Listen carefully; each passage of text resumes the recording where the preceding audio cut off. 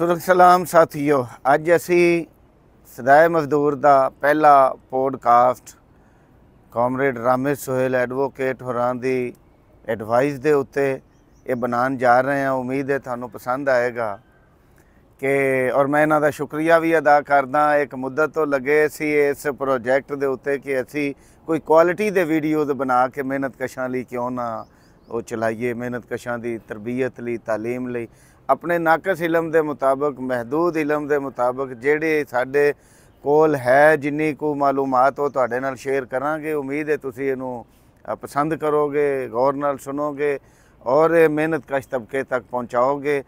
अगर अच्छा लग जी मेहनत कश क्या होंदा? हाँ, मेहनत कश हर वो बंदा जिहड़ा अपनियां सलाहियतां नूं वेच के रोजी रोटी कमांदा है, खा वो पढ़िया लिखिया है, खा अनपढ़ है। इत्थे भी एक तसव्वुर है कि जी मजदूर तो सिर्फ वही है जिहड़ा तगारी चुकदा है, कंस्ट्रक्शन वर्कर है या वो जिहड़ा भार इटां ढो रहा है।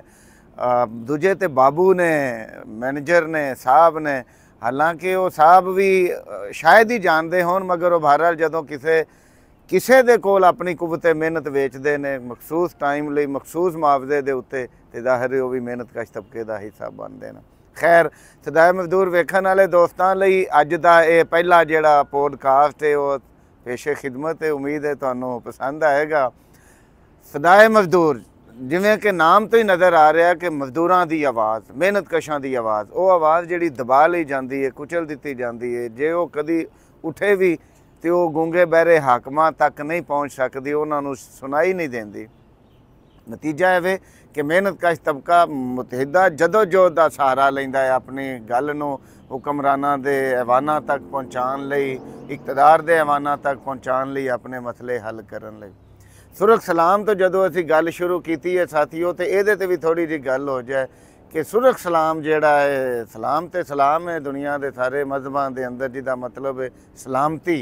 तो सुरख सलाम का की मतलब है? असीं समझते हैं कि सुरख जिहड़ा रंग है वो इनकलाब का रंग है, वो जदोजहद का रंग है, वो जिंदगी का रंग है, वो मेहनत कश तबके का दी निजात का सिंबल है। खासकर असीं वेखदे हां 1886 जिहड़ी शिकागो के अंदर मेहनत कशां की तहरीक सी, 8 घंटे ड्यूटी वास्ते जिहड़ी चलाई गई सी, उस तहरीक के नतीजे च दुनिया भर के मेहनत कशां नूं सुरख परचम जिहड़ा है, सुरख रंग जिहड़ा है, झंडा सुरख जिहड़ा है वो मिलिया।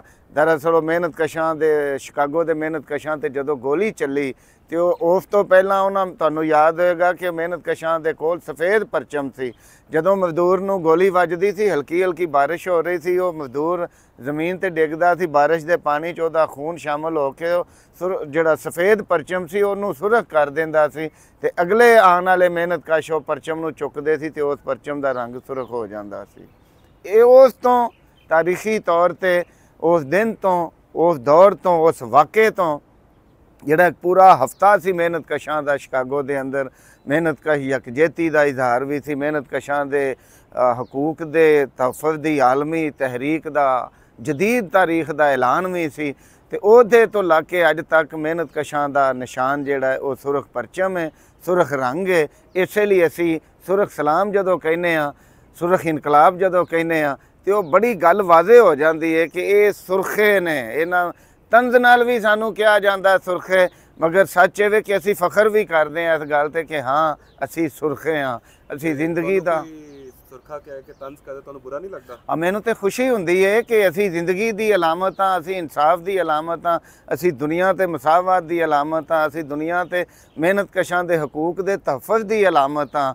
तो सुरखे जिहड़े ने, कॉमरेड जिहड़े ने, कम्युनिस्ट जिहड़े ने, ये बड़े घट लोग शायद जानते हैं, क्योंकि अमरीकी साम्राज का इल्म और इनफॉर्मेशन के वसाइल के उत्ते भी कब्जा है, राय के उत्ते भी कंट्रोल है।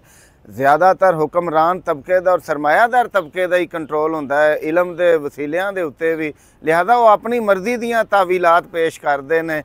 वो हर उस लफ्ज़ नूं, उस इस्तलाह नूं वो बदनाम करने की कोशिश करते हैं, लोगों को उहदे हवाले नाल कन्फ्यूज़ करने की कोशिश करते हैं कि लोगों को उहदी हकीकत मालूम ना हो सके। बिल्कुल इवें ही वो सुर्खियां दे मुतालक भी बहुत अजीबो गरीब प्रोपीगेंडा किया जाता रहा है। मसलन वो कोई खूनखार किस्म की शय बना के पेश किए जाते सी। वो ऐसे लोग के जिहड़े बिल्कुल ही कोई इंसानियत नूं शायद वो समझते हैं कि वो कातल ने इंसानियत दे, ला दीन ने, वो दैरिये ने, वो वतन फरोश ने, पता नहीं केड़ा केड़ा इल्ज़ाम जिहड़ा ਉਹ नहीं लाया गया, धरिया गया सुर्खियां दे उत्ते, कम्युनिस्टां दे उत्ते। हालांकि सच ਇਹ ਵੇ ਦੋਸਤੋ कि ਕਾਮਰੇਡ ਦਾ ਮਤਲਬ ਹੁੰਦਾ ਦੋਸਤ, रफीक, साथी। यानी कि वो साथी, वो दोस्त जिहड़ा सोसाइटी नूं एक ऐसी सोसाइटी वेखना चाहता है जिहड़ी अमन ते अदल ते मसावात ते मबनी होवे, जिहदे च मुआशी और समाजी इंसाफ भी मिले हर बंदे नूं, जिहदे च बंदा बंदे दा गुलाम ना होवे, जिहदे च कोई मोहताज और कोई मुतकबर ना होवे, जिहदे च कोई ज़राए पैदावार दे उत्ते छोटी जी अकलीयत काबज़ होके बहुत बड़ी अक्सरीयत नूं गुलामी च ना धकेल देवे। ऐसे निज़ाम के खिलाफ जदोजहद करने वाले लोगों नूं, साथियों नूं कामरेड किया जाता है। इंसानियत के दोस्त लोगों नूं कामरेड किया जाता है। कामरेड का एक होर बड़ी मैं तुहानूं खूबी दसां रमेश भाई कि कामरेड कभी मुतासब नहीं होंदा, कामरेड कभी तासब का शिकार नहीं जे होंदा। कामरेड हमेशा एक वड्डे एक अजीम मकसद नूं लैके टुरदा है और वो मकसद है इंसानियत दी, वो मकसद है मेहनत कश तबके दी छिन गई इंसानियत दी बहाली, वो मकसद है मेहनत कश तबके दी छिन गई हुई आज़ादी दी बहाली, वो मकसद है दुनिया के अंदर मसावात का अलम बुलंद करना, यानी पिछे हुए महकूम बना। और मैं तुहानूं दसां अंजील मुकद्दस के अंदर, कुरान मजीद के अंदर भी बिल्कुल यही है कि पिछी हुई मखलूक नूं मुहताज बना दिते गए लोगों नूं तुसी आज़ाद करवाओ, खुद मुख्तार बनाओ। यही दरअसल एक ऐसी सुन्नत है तमाम अंबिया इकराम दी भी, तमाम अल्लाह के मुकर्रब लोगों की, कि वो अपने अपने ज़माने के अंदर दुखी लोगों नूं, मजलूम लोगों नूं, मोहताज लोगों नूं, मजलूम लोगों नूं निजात दिवाउण दी कोशिश करते हैं, जदोजहद करते हैं। जदीद ज़माने के अंदर कामरेडां दे कोल ये जिम्मेदारी आ गई तो उन्होंने सुरख परचम नूं चुक के ते इस स्लोगन नूं इस नारे नूं आम किया कि दुनिया भर के मेहनत कशो एक हो जाओ। जदों असीं लफ्ज़ दुनिया जदों नारा लाने दुनिया भर के मेहनत कशो एक हो जाओ, तो तुसीं इहदे ते भी गौर करो तो नारा इन्ना नुमाया, इन्ना वाज़े पैगाम है कि असी किसी किस्म की असबीयत का शिकार नहीं है। असी दुनिया भर के मेहनत कशां नूं उन्हां दा कोई भी रंग होवे, वो अफ्रीकी होन, एशियाई होन, यूरोपीयन होन, अमरीकी होन, जो भी किसी दुनिया के खिते चो वसदे होन, लेकिन जो मेहनत कश ने, जो अपनी कुवत मेहनत वेच के रोजी रोटी कमान वाले लोग ने, तो साडे भाई ने, वो काले होन, गोरे होन, बूरे होन, वो अरबी बोलते होन, वो इंग्लिश बोलते होन, वो पंजाबी, उर्दू, जो भी जुबान उन्हां दी होवे एक अलग सवाल है, लेकिन जो मेहनत कश है तो साडा भाई है। तो कामरेड जेड़े ने, कम्युनिस्ट जेड़े ने, उन्हां दा बेसिक जेड़ा मतलब है, मानी है इस लफ्ज़ का अगर कवां, या एक बतौर फर्द कामरेड दा, या एक बतौर तंजीम कम्युनिस्ट पार्टी का अगर असी एक आदर्श वेखीए तो आदर्श ये वे कि एक ऐसी दुनिया की तश्कील, एक ऐसी दुनिया की तामीर कि जिहदे इस्तेसाल का खात्मा होए, जुल्म का खात्मा होए, अमीर ते गरीब का जिहड़ा ज़मीन आसमान वर्गा फ़र्क है इहदा खात्मा होए, तमाम लोगों को रोज़ी रोटी, कपड़ा, मकान, इलाज, तालीम और तफरीह दीयां सहूलतां मुयसर होन, इंसानां दे दरम्यान जिहड़ी तफावत है, फ़र्क है जिहड़ा ये ख़त्म होवे। तो ये है बेसिकली एक कामरेड और एक कम्युनिस्ट सोसाइटी, कम्युनिस्ट सिस्टम लई जदोजहद करने वालियां दा मुख्तसर जिहा मेरे नज़दीक एक तारुफ। दूसरा तारुफ बहरहाल जिहड़ा अमरीका ने और सरमायादार तबके करवाया है, वो मैनू दसन की लोड़ नहीं, वो बहुत सारे होर लोगों को पता है, वो चुकी रखन लोग काफ़ी समझदार ने।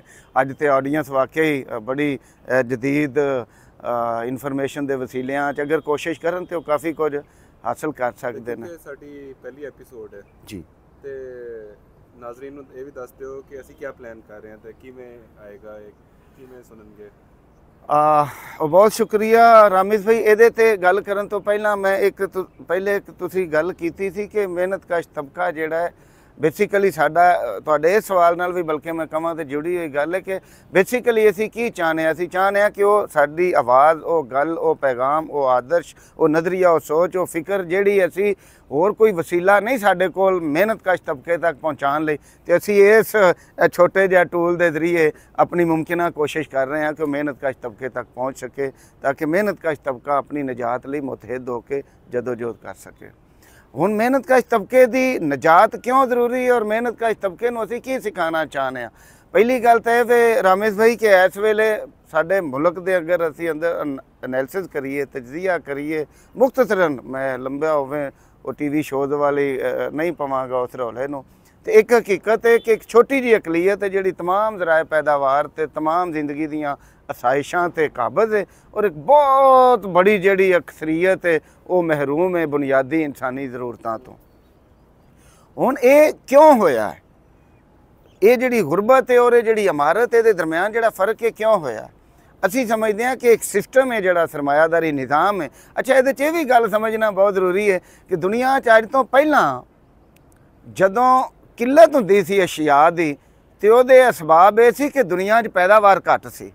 ਇਨਸਾਨੀਅਤ ਨੇ, ਟੈਕਨੋਲੋਜੀ ਨੇ, ਸਾਇੰਸ ਨੇ ਇੰਨੀ ਤਰੱਕੀ ਨਹੀਂ ਸੀ ਕੀਤੀ, ਪੈਦਾਵਾਰ ਜਿਹੜੀ ਉਹ ਥੋੜੀ ਸੀ ਕੁਦਰਤ ਕੋਲੋਂ, ਅਸੀਂ ਇਨਸਾਨ ਲੈ ਨਹੀਂ ਸੀ ਸਕਦਾ ਇੰਨੀ ਜ਼ਿਆਦਾ। ਮਗਰ ਸਰਮਾਇਆਦਾਰੀ ਨਿਜ਼ਾਮ ਤਾਰੀਖ ਦਾ ਉਹ ਇੱਕ ਅਨਹੋਣਾ ਇੱਕ ਅਜੂਬਾ ਹੈ ਕਿ ਜਿਹਦੇ 'ਚ ਮਾਰਕੀਟ 'ਚ ਸ਼ੈਵਾਂ ਦੇ ਢੇਰ ਲੱਗੇ ਪਏ ਜੇ। ਇੰਨੀ ਪੈਦਾਵਾਰ ਹੈ ਕਿ ਸਰਮਾਇਆਦਾਰੀ ਨਿਜ਼ਾਮ ਬਾਅਦ ਜਗ੍ਹਾ ਤੇ ਓਵਰ ਪ੍ਰੋਡਕਸ਼ਨ ਦੇ ਬੁਹਰਾਨ ਦਾ ਵੀ ਸ਼ਿਕਾਰ ਹੈ। ਇੰਨੀ ਪੈਦਾਵਾਰ ਹੈ, ਲੇਕਿਨ ਦੂਜੇ ਪਾਸੇ ਜ਼ਰੂਰਤਮੰਦਾਂ ਤੱਕ ਉਹ ਚੀਜ਼ਾਂ ਪਹੁੰਚ ਹੀ ਨਹੀਂ ਪਾ ਰਹੀਆਂ। ਇਹ ਬੜੀ ਸਿੰਪਲ ਜੀ ਗੱਲ ਹੈ ਕਿ ਇਹ ਸਰਮਾਇਆਦਾਰੀ ਨਿਜ਼ਾਮ ਦਾ ਇੱਕ ਸਭ ਤੋਂ ਵੱਡਾ ਜਿਹੜਾ ਝੋਲ ਹੈ, ਐਬ ਹੈ ਜਿਹੜਾ ਦੂਰ ਨਹੀਂ ਹੋ ਸਕਦਾ ਕਿ ਇਹਦੇ 'ਚ ਪੈਦਾਵਾਰ ਜਿੰਨੀ ਮਰਜ਼ੀ ਹੋ ਜਾਏ, ਟੈਕਨੋਲੋਜੀ ਜਿੰਨੀ ਮਰਜ਼ੀ ਜਦੀਦ ਹੋ ਜਾਏ, ਉਹ ਦੂਜੇ ਪਾਸੇ ਭੁੱਖ ਨੰਗ ਤੇ ਗਰੀਬਾਂ ਦੀ ਤਾਦਾਦ 'ਚ ਵਾਧਾ ਕਰਦੀ ਜਾਂਦੀ ਹੈ, ਦੌਲਤਮੰਦਾਂ ਦੀ ਦੌਲਤ 'ਚ ਇਜ਼ਾਫਾ ਕਰਦੀ। ਇਹ ਜਿਹੜੀ ਨੇਚਰ ਹੈ ਸਰਮਾਇਆਦਾਰੀ ਨਿਜ਼ਾਮ ਦੀ, ਇਹਦੇ ਨਤੀਜੇ 'ਚ ਗੁਰਬਤ ਕਾਇਮ ਰੱਖਣਾ ਹੁਕਮਰਾਨ ਤਬਕੇ ਦੀ ਜ਼ਰੂਰਤ ਬਣ ਜਾਂਦੀ ਹੈ। ਗੁਰਬਤ ਨੂੰ, ਜਹਾਲਤ ਨੂੰ ਕਾਇਮ ਰੱਖਣਾ ਹੁਕਮਰਾਨ ਤਬਕੇ ਦੇ ਇਕਤਦਾਰ ਲਈ ਲਾਜ਼ਮ ਹੋ ਜਾਂਦਾ ਹੈ। ਲਿਹਾਜ਼ਾ ਉਹ ਪੂਰੀ ਕੋਸ਼ਿਸ਼ ਕਰਕੇ, ਇਹ ਨਹੀਂ ਹਾਂ ਉਹ ਲਾਉਂਦੇ ਨੇ, ਖੈਰਾਤੀ ਇਦਾਰੇ ਵੀ ਖੋਲ੍ਹਦੇ ਨੇ, ਲੰਗਰਖਾਨੇ ਵੀ ਖੋਲ੍ਹ ਦਿੰਦੇ ਨੇ, ਮਗਰ ਹਾਂ ਹਕੂਮਤਾਂ 5000 10,000 ਰੁਪਇਆ ਮਾਲੀ ਇਆਨਤ, ਮਦਦ ਔਰ ਮਾਵਨਤ ਵੀ ਕਰਦੀਆਂ ਨੇ ਲੋਕਾਂ ਦੀ, ਮਗਰ ਉਹਨਾਂ ਨੂੰ ਮੁਹਤਾਜੀ ਤੋਂ ਨਹੀਂ ਕਿਸੇ ਸੂਰਤ ਨਿਕਲਣ ਦਿੰਦੀਆਂ। ਉਹਨਾਂ ਨੂੰ ਪ੍ਰੋਪਰ ਰੋਜ਼ਗਾਰ ਦੇ ਕੇ ਉਹਨਾਂ ਦੀ ਉਹ ਜਿਹੜੀ ਸੂਰਤ ਹਾਲ ਹੈ, ਉਹਨੂੰ ਕੀ ਕਹੋਗੇ ਤੁਸੀਂ, ਕਿ ਉਹਨਾਂ ਦਾ ਜਿਹੜਾ ਸਟੇਟਸ ਹੈ ਉਹਨੂੰ ਨਹੀਂ ਉਹ ਤਬਦੀਲ ਹੋਣ ਦੇਣਾ ਚਾਹੁੰਦੇ। ਉਹ ਕਹਿੰਦੇ ਨੇ ਰਹਿਣ ਗਰੀਬ ਹੀ, ਰਹਿਣ ਮਜ਼ਦੂਰ ਹੀ, ਹਾਂ ਇਹਨਾਂ ਨੂੰ ਅਸੀਂ ਥੋੜ੍ਹੀ ਬਹੁਤ ਜਿਹੜੀ ਹੈ ਨਾ ਜੀ ਉਹ ਦਿੰਦੇ ਰਵਾਂਗੇ, ਇਮਦਾਦ ਖੈਰਾਤ ਉਹ ਮਿਲਦੀ ਰਹੇ।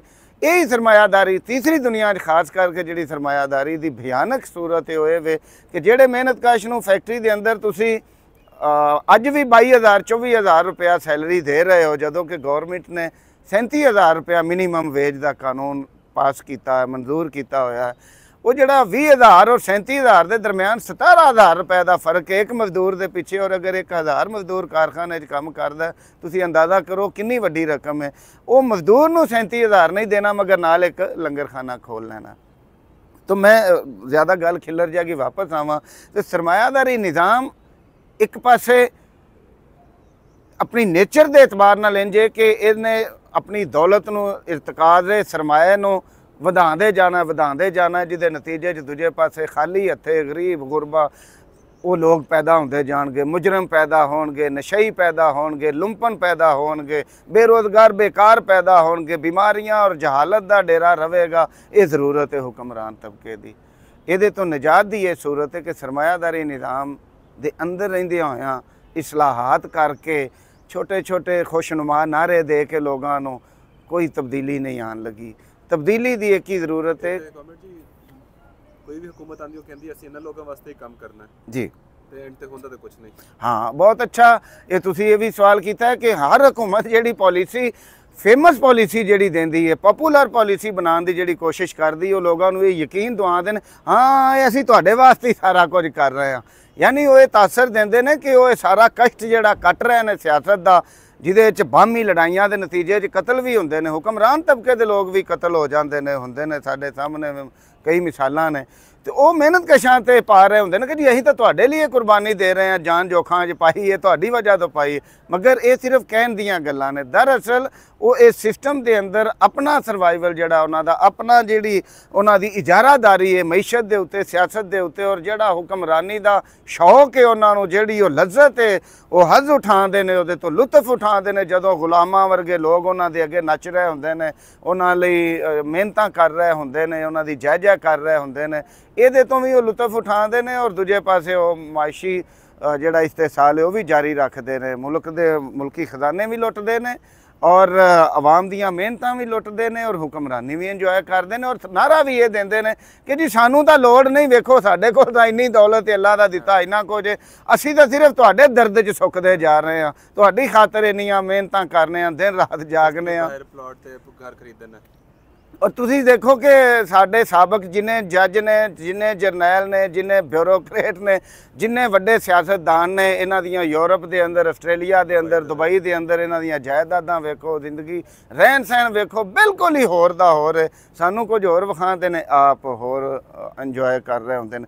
ਇੱਕ ਗੱਲ ਮੈਂ ਹੋਰ, ਇਹ ਸਰਮਾਇਆਦਾਰੀ ਨਿਜ਼ਾਮ ਅੱਜ ਕਿੱਥੇ ਪਹੁੰਚਿਆ, ਖਾਸ ਕਰ ਪਾਕਿਸਤਾਨ ਦੀ ਗੱਲ ਕਰੀਏ ਤੇ ਰਾਮੇਸ਼ ਭਾਈ ਇਸ ਵੇਲੇ ਪਿਛਲੇ ਸਾਲ ਜਿਹੜੀ IPP ਨੇ ਜਿਹੜੀ ਲਈ ਹੈ ਸਬਸਿਡੀ ਲਈ ਹੈ ਉਹ 1000 ਅਰਬ ਰੁਪਏ ਦੀ ਹੈ। ਅੱਛਾ, ਇੱਕ ਤੋਂ ਪਹਿਲੇ ਤੁਸੀਂ ਇਹਦੇ ਉੱਤੇ ਗੱਲ ਕਰੋ, ਨਾਜ਼ਰੀਨ ਨੂੰ ਇਹ ਵੀ ਦੱਸ ਦਿਓ ਕਿ ਇਹ ਸਿਰਫ ਮੋਟੀ ਚੀਜ਼ਾਂ ਤੁਸੀਂ ਹਾਲੇ ਦੱਸ ਰਹੇ ਹੋ, ਓਵਰਵਿਊ ਦੇ ਰਹੇ ਹੋ, ਇਹ ਹਰ ਕਨਸੈਪਟ ਦੇ ਵਿੱਚ ਤੁਸੀਂ ਘੁਸਣਾ ਤੇ ਉਸ ਉੱਤੇ ਸਾਡੀ ਗੱਪਸ਼ਪ ਹੋਣੀ ਹੈ। ਬਿਲਕੁਲ, ਬਹੁਤ ਅੱਛਾ ਤੁਸੀਂ ਇਹ ਨੁਕਤਾ ਉਠਾਇਆ ਕਿ ਅੱਜ ਦਾ ਇਹ ਪਹਿਲਾ ਇੱਕ ਸਾਡਾ ਪੋਡਕਾਸਟ ਜਿਹਦੇ 'ਚ ਅਸੀਂ ਇੱਕ ਮੋਟੀ ਜਨਰਲ ਇੱਕ ਇੰਟਰੋਡਕਸ਼ਨ ਦੇਣਾ ਚਾਹ ਰਹੇ ਹਾਂ ਆਪਣੇ ਮੁਤਾਲਕ ਵੀ, ਆਪਣਾ ਇਹ ਸਦਾਏ ਮਜ਼ਦੂਰ ਦੇ ਮੁਤਾਲਕ ਵੀ, ਕਿ ਦਰਅਸਲ ਸਾਡਾ ਜਿਹੜਾ ਫੋਕਸ ਹੋਏਗਾ, ਸਾਡਾ ਜਿਹੜਾ ਮੁੱਦਾ ਹੋਏਗਾ, ਮਕਸਦ ਹੋਏਗਾ, ਸਾਡੇ ਜਿਹੜੇ ਟੌਪਿਕਸ ਹੋਣਗੇ ਉਹ ਕੀ ਨੇ, ਉਹ ਇਹਦੇ ਇਰਦ ਗਿਰਦ ਹੋਣਾ ਹੈ ਕਿ ਮਿਹਨਤਕਸ਼ ਤਬਕੇ ਦੀ ਨਿਜਾਤ ਕਿਵੇਂ ਮੁਮਕਿਨ ਹੈ, ਸਰਮਾਇਆਦਾਰੀ ਨਿਜ਼ਾਮ ਦਾ ਖਾਤਮਾ ਕਿਵੇਂ ਮੁਮਕਿਨ ਹੈ, IMF ਔਰ ਵਰਲਡ ਬੈਂਕ ਮਲਟੀਨੈਸ਼ਨਲ ਕੰਪਨੀਜ਼ ਔਰ ਹੁਕਮਰਾਨ ਅਸ਼ਰਾਫੀਆ ਜਿਹੜੀ ਇਹਨਾਂ ਦੇ ਗੱਠਜੋੜ ਨੂੰ ਕਿਵੇਂ ਸਮਝਿਆ ਜਾ ਸਕਦਾ ਹੈ ਔਰ ਉਹ ਕਿਵੇਂ ਮਿਹਨਤਕਸ਼ਾਂ ਦਾ ਇਸਤੇਸਾਲ ਕਰਦੇ ਨੇ। ਮੁਖਤਲਿਫ ਸਵਾਲਾਤ ਔਰ ਮੁਖਤਲਿਫ ਅਸੀਂ ਕੋਸ਼ਿਸ਼ ਕਰਾਂਗੇ ਮੌਜ਼ੂਆਤ ਦੇ ਉੱਤੇ ਗੱਲਬਾਤ ਕਰਨ ਦੀ, ਕਦੀ ਸ਼ਾਇਰੀ ਵੀ ਕਰਾਂਗੇ। ਕਮੈਂਟਸ ਵਿੱਚ ਵੀ ਸਾਨੂੰ ਦੱਸਣਗੇ ਕਿ ਇੱਕ ਗੱਲ ਦੱਸੋ, ਉਹ ਵੀ ਅਸੀਂ ਕਰਾਂਗੇ। ਹਾਂ, ਤੁਸੀਂ ਵੀ ਜ਼ਰੂਰ ਅਗਰ ਸਾਨੂੰ ਕਰੋਗੇ, ਰਿਸਪੌਂਡ ਕਰੋਗੇ ਤੇ ਬੜੀ ਖੁਸ਼ੀ ਹੋਏਗੀ। ਤੁਹਾਡੇ ਅੱਗੇ ਅਪੀਲ ਹੈ ਕਿ ਸਦਾਏ ਮਜ਼ਦੂਰ ਨੂੰ ਨਾ ਸਿਰਫ ਖੁਦ ਵੇਖੋ, ਖੁਦ ਸੁਣੋ, ਇਹਦੀ ਤਨਕੀਦੀ ਨਜ਼ਰ ਨਾਲ ਵੀ ਇਹਨੂੰ ਵੇਖੋ ਔਰ ਆਪਣੀ ਤਨਕੀਦ ਤੇ ਸਵਾਲ ਜ਼ਰੂਰ ਰੱਖੋ। ਅਸੀਂ ਖਿੜੇ ਮੱਥੇ ਉਹਨੂੰ ਕਬੂਲ ਕਰਾਂਗੇ। ਬਸ ਸਿਰਫ ਇੰਨਾ ਹੈ ਕਿ ਨਾ ਅਸੀਂ ਕਿਸੇ ਦੀ ਤੋਹੀਨ ਚਾਹੁੰਦੇ ਹਾਂ, ਤਜ਼ਲੀਲ ਚਾਹੁੰਦੇ ਹਾਂ, ਤੇ ਨਾ ਤੁਹਾਡੇ ਤੋਂ ਇਹ ਤਵੱਕੋ ਹੈ ਕਿ ਅਸੀਂ ਕੋਈ ਅਖਲਾਕ ਤੋਂ ਗਿਰੀ ਹੋਈ ਹਰਕਤ ਜਾਂ ਗੱਲ ਕਰੀਏ। ਸਿਆਸੀ ਸਵਾਲ ਹੋਣਾ ਚਾਹੀਦਾ, ਸਿਆਸੀ ਹਵਾਲੇ ਨਾਲ ਗੱਲਬਾਤ ਹੋਣੀ ਚਾਹੀਦੀ ਹੈ, ਅਦਬੀ ਗੱਲ ਹੋਣੀ ਚਾਹੀਦੀ ਹੈ। ਅਦਬ ਤੇ ਵੀ ਗੱਲ ਕਰਾਂਗੇ, ਸਿਆਸਤ ਤੇ ਵੀ ਕਰਾਂਗੇ, ਹੋ ਸਕੀ ਤੇ ਆਪਣੀ ਕਪੈਸਿਟੀ ਮੁਤਾਬਕ ਫਲਸਫੇ ਤੇ ਵੀ ਗੱਲ ਕਰਾਂਗੇ, ਮੁਖਤਲਿਫ ਮੌਜ਼ੂਆਤ ਤੇ ਗੱਲ ਕਰਾਂਗੇ। ਪਰ ਤੁਹਾਡੇ ਤੋਂ ਗੈਸਟ ਵੀ ਆ ਸਕਦਾ, ਗੈਸਟ ਵੀ ਕੋਈ ਬੁਲਾ ਸਕਦੇ ਹਾਂ ਅਸੀਂ। ਯੈਸ, ਕੱਲ ਨੂੰ ਕੁਝ ਹੋਰ ਮੁਖਤਲਿਫ ਜਿਹੜੇ ਮਾਹਿਰ ਨੇ ਮੁਖਤਲਿਫ ਸ਼ੋਬਾ ਹੈ ਜ਼ਿੰਦਗੀ ਦੇ, ਅਸੀਂ ਉਹਨਾਂ ਨੂੰ ਵੀ ਬੁਲਾਉਣ ਦੀ ਕੋਸ਼ਿਸ਼ ਕਰਾਂਗੇ। ਜ਼ਿੰਦਗੀ ਦੇ ਮੁਖਤਲਿਫ ਜਿਹੜੇ ਟੌਪਿਕਸ ਨੇ। ਗੱਲ ਨਾ ਹੋਏ ਕਿ ਇਹ ਮਜ਼ਦੂਰ ਦੀ ਆਵਾਜ਼ ਹੈ ਮਜ਼ਦੂਰਾਂ ਲਈ। ਬਿਲਕੁਲ ਤੁਸੀਂ ਸਹੀ ਕਿਹਾ। ਬੇਸਿਕਲੀ ਇਹ ਜਿਹੜਾ ਮਰਕਜ਼ ਹੈ ਸਾਡਾ, ਉਹ ਮਿਹਨਤਕਸ਼ ਤਬਕਾ ਰਹੇਗਾ, ਮਜ਼ਦੂਰਾਂ ਦੀ ਆਵਾਜ਼ ਰਹੇਗੀ, ਮਜ਼ਦੂਰਾਂ ਦੇ ਉਹ ਮਸਲੇ ਜਿਹੜੇ ਕਿਸੇ ਚੈਨਲ ਤੇ ਨਹੀਂ ਉਠਾਏ ਜਾ ਸਕਦੇ, ਕਿਧਰੇ ਗੱਲ ਨਹੀਂ ਕੀਤੀ ਜਾ ਸਕਦੀ, ਯੈਸ, ਉਹ ਅਸੀਂ ਉਹ ਕਰਾਂਗੇ। ਅਸੀਂ ਤਾਂ ਬਲਕਿ ਮੈਂ ਦੇਖਣਾ ਰਾਮੇਸ਼ ਭਾਈ, ਤੁਸੀਂ ਵੀ ਕਦੀ ਮੇਰੇ ਬੱਚੇ ਘਰ ਜਿਹੜੇ ਨੇ ਅੱਜ ਕੱਲ੍ਹ ਘਰਾਂ ਦੇ ਅੰਦਰ ਫੈਮਲੀਆਂ, ਖਾਸ ਕਰ ਖਵਾਤੀਨ, ਉਹ ਜਿਹੜੇ ਡਰਾਮੇ ਤੇ ਉਹਨਾਂ ਨੇ ਲਾ ਦਿੱਤੇ ਨੇ ਮੁਖਤਲਿਫ ਚੈਨਲ ਨੇ, ਵੱਡੇ ਬੰਗਲੇ, ਵੱਡੀਆਂ ਗੱਡੀਆਂ, ਐ ਉਜਲੇ ਚਿਹਰੇ ਤੇ ਪਤਾ ਨਹੀਂ ਕਿਹੜੀ ਉਹ ਦੁਨੀਆ ਹੈ ਤੇ ਕੀ ਉਹ ਦਿਖਾ ਰਹੇ ਨੇ। ਤੁਸੀਂ 24 ਘੰਟੇ ਬੈਠੇ ਰਹੋ, ਤੁਹਾਨੂੰ ਕੋਈ ਮਾਲੀ, ਕੋਈ ਮਜ਼ਦੂਰ, ਕੋਈ ਫੈਕਟਰੀ ਵਰਕਰ, ਕੋਈ ਮਿਹਨਤਕਸ਼ ਦੀ ਜ਼ਿੰਦਗੀ ਉਹਦੇ 'ਚ ਨਜ਼ਰ ਹੀ ਨਹੀਂ ਆਉਂਦੀ ਕਿ ਉਹਦੇ ਘਰ ਜਿਹੜੇ ਫਾਕੇ ਨੇ ਉਹਨਾਂ ਦਾ ਕੀ ਹਾਲ ਹੈ। ਯਾਨੀ ਮੈਂ ਕਹਿਣਾ ਚਾਹ ਰਿਹਾ ਵਾਂ ਕਿ ਜਿਹੜਾ ਪ੍ਰਿੰਟ ਔਰ ਇਲੈਕਟ੍ਰੋਨਿਕ ਮੀਡੀਆ ਹੈ, ਦਰਅਸਲ ਉਹ ਵੀ ਹੁਕਮਰਾਨ ਤਬਕੇ ਦੇ ਕੰਟਰੋਲ 'ਚ ਔਰ ਉਹਨਾਂ ਦੀ ਮਰਜ਼ੀ ਦੀਆਂ ਚੀਜ਼ਾਂ ਉਹ ਲੋਕਾਂ ਦੇ ਸਾਹਮਣੇ ਪੇਸ਼ ਕਰਦੇ ਨੇ। ਈਵਨ ਕਿ ਅਗਰ ਉਹਨਾਂ ਨੇ ਕੋਈ ਐਂਟਰਟੇਨਮੈਂਟ ਦਾ ਪ੍ਰੋਗਰਾਮ ਦੇਣਾ ਤੇ ਉਹਦੇ 'ਚ ਵੀ ਮਿਹਨਤਕਸ਼ ਤਬਕਾ ਤੁਹਾਨੂੰ ਗਾਇਬ ਨਜ਼ਰ ਆਏਗਾ। ਇੰਜ ਲੱਗਦਾ ਮਿਹਨਤਕਸ਼ ਕਿਰੇ ਦੁਨੀਆ ਤੇ ਐਗਜ਼ਿਸਟ ਹੀ ਨਹੀਂ ਕਰਦਾ। ਜਿੱਧਰ ਵੇਖੋ ਵਿਹਲੀ ਮਿਡਲ ਕਲਾਸ ਬੈਠੀ ਹੈ, ਵੱਡੀਆਂ ਗੱਡੀਆਂ ਵਾਲੇ, ਕੋਈ ਕੰਮ ਨਹੀਂ ਕਰਦੇ ਨਜ਼ਰ ਆਉਂਦੇ ਸਿਵਾਏ ਇਸ ਦੇ ਕਿ ਉਹ ਸਾਜ਼ਿਸ਼ਾਂ ਹੋ ਰਹੀਆਂ ਨੇ ਨੌ ਸੱਸ ਦੇ ਖਿਲਾਫ, ਸਹੁਰੇ ਜਵਾਈ ਦੇ ਖਿਲਾਫ। ਤਾਂ ਇਹ ਜ਼ਿੰਦਗੀ ਜਿਹੜੇ ਸਾਡਾ ਮੌਜੂ ਹੋਏਗਾ, ਸਦਾਏ ਮਜ਼ਦੂਰ ਦਾ ਜਿਹੜਾ ਮੌਜੂ ਹੋਏਗਾ, ਉਹ ਇਹ ਹੋਏਗਾ ਕਿ ਜ਼ਿੰਦਗੀ ਦੇ ਉਹ ਸੀਰੀਅਸ ਇਸ਼ੂਜ਼ ਜਿਹੜੇ ਜ਼ਿੰਦਗੀ ਮੌਤ ਦਾ ਮਸਲਾ ਨੇ ਮਿਹਨਤਕਸ਼ ਤਬਕੇ ਲਈ, ਮਿਹਨਤਕਸ਼ਾਂ ਦੀ ਨਿਜਾਤ ਲਈ, ਮਿਹਨਤਕਸ਼ਾਂ ਦੇ ਘਰਾਂ 'ਚ ਵੱਧਦੀ ਹੋਈ ਗੁਰਬਤ ਔਰ ਮਹਿਰੂਮੀਆਂ ਲਈ, ਉਹਨਾਂ ਨੂੰ ਡਿਸਕਸ ਕੀਤਾ ਜਾਏ। ਉਹਨਾਂ ਆਵਾਜ਼ਾਂ ਨੂੰ, ਉਹਨਾਂ ਲਫ਼ਜ਼ਾਂ ਨੂੰ, ਉਹਨਾਂ ਨਜ਼ਮਾਂ ਨੂੰ, ਉਹਨਾਂ ਕਹਾਣੀਆਂ ਨੂੰ, ਉਹਨਾਂ ਮਜ਼ਾਮੀਨ ਨੂੰ ਇੱਥੇ ਡਿਸਕਸ ਕੀਤਾ ਜਾਵੇ ਜਿਹੜੇ ਹੋਰ ਕਿਤੇ ਨਹੀਂ ਕੀਤੇ ਜਾਂਦੇ। Thank you.